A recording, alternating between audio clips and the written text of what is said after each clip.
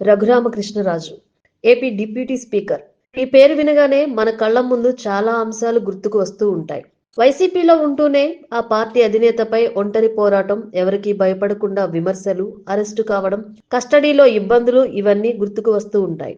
కూటమి ప్రభుత్వంలో deputy speaker కావడం, ఆ తర్వాత కూడా జగన్ను టార్గెట్ చేయడం వంటివి జరిగాయి. అయితే ఇప్పుడు మాత్రం ఆయనకు పార్టీలో, ప్రభుత్వంలో సహకారం లేదనే కామెంట్ వినపడుతోంది.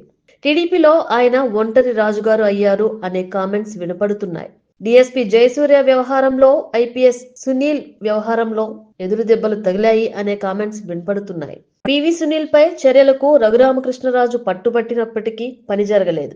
సునీల్ కుమార్ పై డీజీపీకి ఫిర్యాదు చేసినా అనుకున్న లక్ష్యాన్ని రఘురామ సాధించలేదు అనే అభిప్రాయాలు వినిపించాయి. ఇక డీఎస్పీ జయసూర్య వ్యవహారంలో రఘురామ మాట చెల్లలేదు.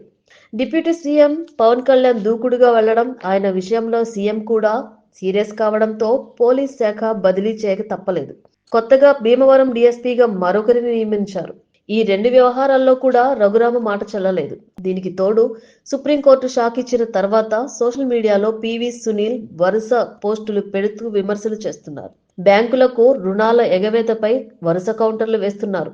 అయినప్పటికీ రఘురామకు పార్టీ నుంచి మద్దతు కరువైంది. అటు సోషల్ మీడియాలో కూడా ఇది రఘురామ వర్సెస్ పివి సునీల్ కి సంబంధించి వ్యవహారంగానే చూస్తున్నారు.